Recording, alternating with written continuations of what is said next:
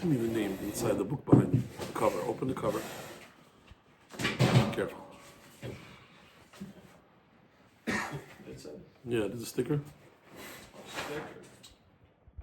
Sarah Sofa Bat Hova. Yeah. So this is Shiur is sponsored by Nishmat Sarah Sofa Bat Yova and also Nishmat Zina Bat Esther. They copy. Okay, Rabbi. Today we're going to discuss on Zera Shimshon, Parshat Vayeshev, Derush Het, the 8th Derush. Now, I prepared a bunch of Derushim. I was going to go back and forth with it, but I feel like because Hanukkah is coming up, I think this will be very, very beneficial. The only thing is, it's a long one, so we're gonna try to cover as much ground as we can. All right. We already said Linushmat Sarah Sofa Bat Yom. And you had another name also, right? Miriam Bat Osnad. It should be a zechut for all the Hayalim and the Hatufim. They should come out and a fruit shalem for all those that need it. Let's begin. Shabbat is the Gemara Shabbat Perek Bet Daf Chav Bet. Amar Rav Kahana. So the Gemara brings Rav Kahana, Derush Rav Natan Bar Manyumi, Mishmeid Rav Tanchum. So this is the halacha for Rav Tanchum.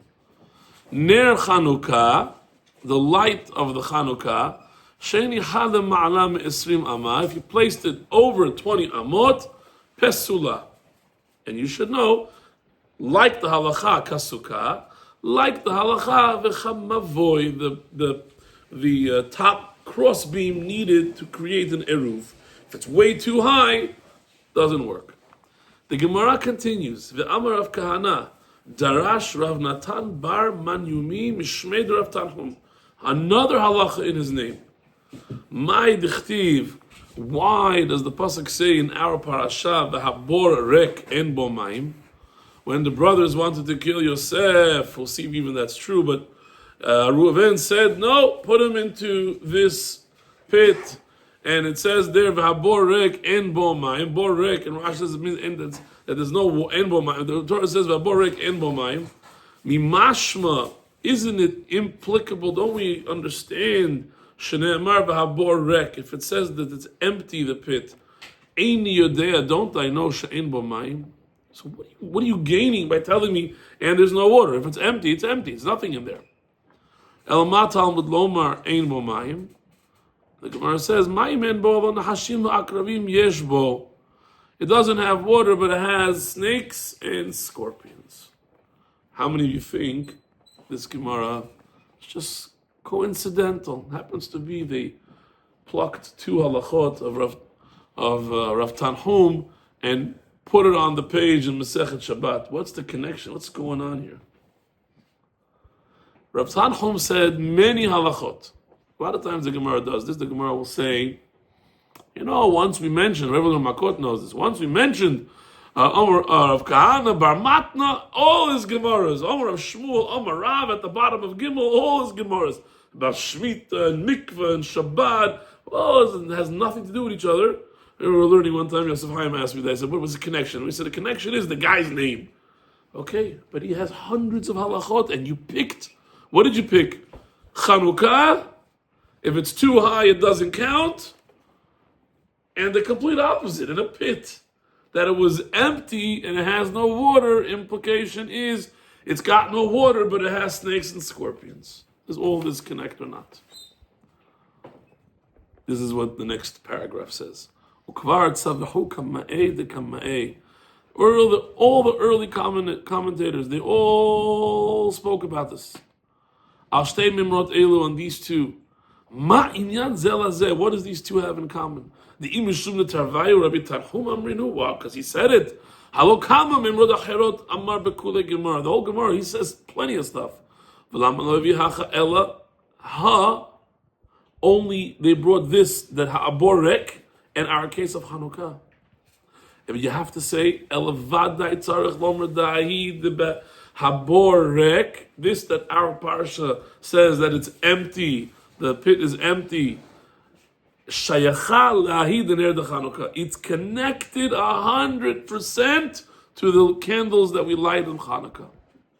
The inyanam echad, and it's exactly, precisely one matter. The adarabah, just the opposite. Hahi de ner Chanukah. This ner Chanukah tzricha, you need it. It's necessary. What necessary? Haborek. In order to have a Chanukah, we need to have haborek. This sounds like, okay, we're in for a big ride here, and we're going to soon see. Umishum hachi, and therefore Masechet Shabbat, where we quoted this, the Ma'iri Hatam Belchot Chanukah Hevisham Hahi. Therefore, it brought the pasuk of haborek. Well, gufa itzturcha, and we need it for the actual mitzvah of Chanukah. And now he's going to start to explain.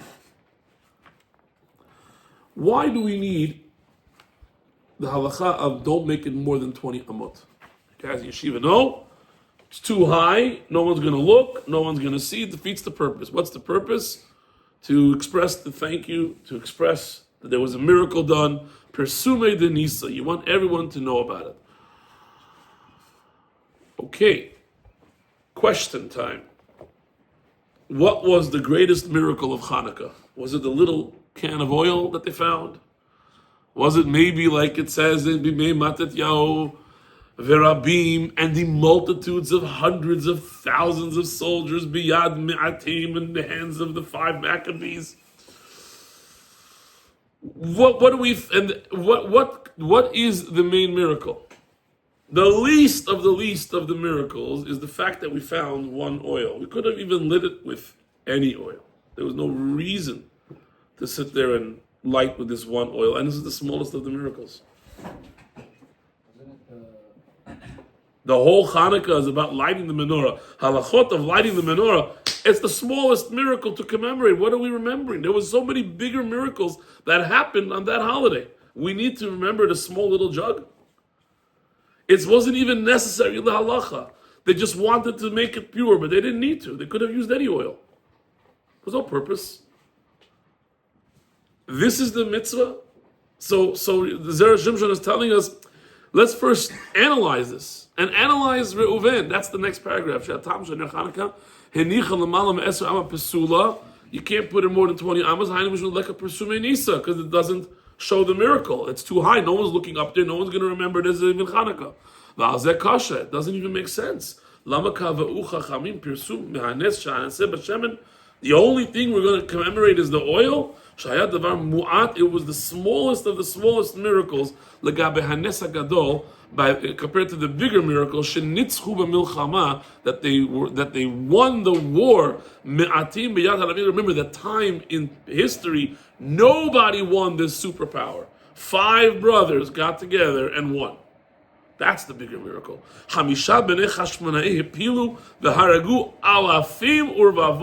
They killed thousands and thousands of Greek soldiers. This we should remind everyone. In fact, we say it in the Rabbi, the multitudes in the hands of the few. Right? Olam, to remember it in the world, and to advertise it, the salvation of Hashem. Sharei, Nes Hashemen, even though we're talking about this little oil, Afapishu Gadol, it's a great thing, you found it. Hold on. You're just going to commemorate oil? Elisha, with the wife of Ovadia. Ovadia was the Navi by King Ahav. Yeah. Why did Ahav, the Rasha, have Ovadia? Anyone know? He copied. It's from this parsha. I'll tell you, Zera Shimshon says it in other Derushot. Just quickly, I'm not going to get to it. He wanted to do what Potiphar did, what Lavan did. Lavan took Yaakov, hired him, everything was blessed. Potiphar took Yosef and hired him, a whole, it's blessed. One of the last Derushot you're going to see is mind-boggling. Achav tried to do the same thing. Problem is, Achav is a king. He can't give up his whole house to the person in charge, the tzaddik. Potiphar gave up everything. He said, here's all yours. This caused him his problems. It's all his. And we'll see what happened after that. Yaakov, Lavan said the same thing. I got no time for this land. It's all yours. You just take it and do what you want. 100 times he was switched, but he wasn't involved. He wasn't day in, day out. So Hashem blessed him through the tzaddik, connection to the tzaddik. which, by the way, just one more piece of information, Yosef was connected to Torah, like Yaakov was connected to Torah. But Yosef was stolen and put into another land. He didn't learn anything new. All he did was Hazer, reviewed. He preserved. Who noticed that? His second father, the Paro. What did he put him to do? In charge of preserving the food. Rashi writes, the Egyptians also preserved. Told him, go preserve all the food. Everything got spoiled. But we're going to get into that a little later. Okay, getting back to this. Who had the biggest miracle with oil? Elisha, with Ovadiah's wife. Ovadiah died. Elisha, the wife was stuck with debt. Elisha said, go borrow a bucket, put a little bit of oil in there, have all your empty buckets around, and it's all going to start to overflow with oil. She was able to pay off all the debts and survive. That was a little bit of oil that turned into a great big amount of wealth. So if we're commemorating oil, let's make a holiday for Elisha. Okay. The Gam al Pasuk shel Reuven kashe, next paragraph. Also Reuven also Reuven trying to save Yosef. Mahu v'yatzileu miyadam. What does it mean? He saved him from their hands. The mahatzala hizu. What kind of saving? Im amar lashlicho lebor maleh nechashim v'akravim. Torah just told us this pit was full of snakes and scorpions. You didn't save him. You threw him into a pit where he's going to die from poison. That's not saving him. That's what the American term of you threw him under the bus. He's going to die. You're running him over. So it was not v'yatzileu. It didn't save him yet. The eich amara katuv v'yatzileu. How could the Torah say and he saved him? He didn't save him. He threw him into a pit. Now, v'adayim b'sakana gedola. He's in a big sakana. That's a very good question. Now, he did find the Zera Beirach. It's a nice perush in the 1600s. And he made a diuk. He said, listen. He pointed and he said, El Habor Hazeh, in this pit I threw Yosef. I don't see him. If I tell you that in English, only in this pit, not in another one, right? You could infer this one and not another one. So, there's more. Oh, very good. So this Zera Beirach writes, he says there was two pits at least. Reuben thought he was in the safer pit. Reuben threw, he says even further, Reuben threw him into the safer pit. Wow. And when he left, the brothers took him and put him into that pit. Wow. Okay. That's what he writes. But he says, I don't know, I couldn't find a pasuk that supports that there were two pits other than this one technicality. And to say that the brothers moved him, I don't see that. So he didn't like that. Right? So we'll go quickly through here. Vehen emet shebazeh bal zera beirach chelik bet teretz. He gave an answer. In my deita midrash rabbah that there was two shnei borot hayusham, two echad malet zerot. One was full of pebbles. One was full of snakes and scorpions. Reuben ishlichol lebor malet zerot. Reuben threw him into the pit that was full of pebbles. And now it makes sense. V'hashta dayek shapir kira. The pasuk makes sense. Lomar to say v'yatzilehu miyadam, from their hands.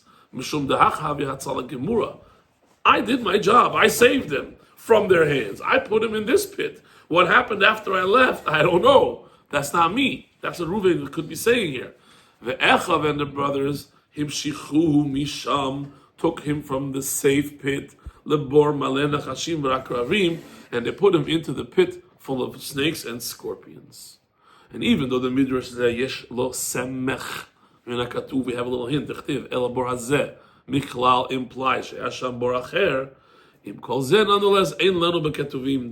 Nowhere in the pasuk, nowhere in the midrashim does it say that he went ahead and we made a switcheroo. No one in yeshiva heard. You heard yeshiva before, where Reuben put it in one pit and the brothers made a switcheroo.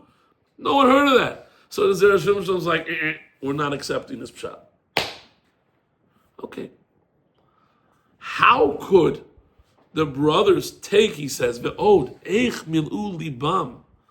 He doesn't understand. How could the brothers then take and sell Yosef if they were just put into a pit full of snakes and scorpions? Who saved them? He writes here the words, the Marei Saye. Marei is our master helped him. If these brothers were tzaddikim, saw Yosef is being guarded by God, not one thing touched him in this pit. Are you crazy? You're going to sell him? What's wrong with you? That's the next question. And then he tops it off with a fifth question. This is already Ve'od lama itzterich ruach HaKodesh. Rashi writes, when it says in the pasuk, Reuven said, I'm going to come and save him, lema'an, in order, hatzil otom miyadam, to save from their hands. Rashi has to write, in Ruach HaKodesh, meaning to say, the Torah is telling us not something that's evident, something extra, meaning there was an ulterior motive. What was really going on here, that Reuven saved it, that the Torah had to say, no, he really did it because he was truly a nice guy and wanted to bring him back to his father, and he didn't do it for some ulterior motive. What could have been that ulterior motive that the Torah had to write it here, writing Lema'an in order Hatzil Otom Yadam? It's a story, or you're narrating. Story, it's happening in real time. And then pause, they narrate. Lema'an Hatzil Otom Yadam, in order to save them. The Torah, Hashem is giving his narrative here, it's Ruach HaKodesh here. Why? Why we need that for Reuven? With these 5 questions, he goes in to make the connections. Now, because of time constraints, I'm going to tell you the connection without doing it inside, but I think it's going to be very understandable. There's a Gemara that talks about the following halacha. Am I hayav, if I take somebody, throw him into the water, or throw him into the fire, and he dies? I killed him or not? I didn't really take a knife and cut him. I threw him into the water, he's drowned. I threw him into the fire, he burnt. Gemara says, everybody holds chayav, vadai, for sure, you caused the death. Then the Gemara says, what about a snake? Here's the radio connection. What about a snake? I took a snake, I went to the person. It bit the person, and the person dies from the poison. Am I chayav or not? Machloket. Rabbi Yehuda says, the fangs are there, it's always giving out the poison. No matter what you do, you're chayav. That's the Rabbi Yehuda. The Chachamim, they say no. The snake sometimes will spit out poison, and the snake will sometimes not spit out poison. And therefore, Rabbi Yehuda says, if I took a snake, a poisonous snake, to a person, it bit him, and it killed him, I'm patur. Because I didn't do it. The snake chose to throw the spit. Sometimes it won't throw out the spit. The poison. Now comes the explanation. When Hashem punished us in Egypt, we became slaves.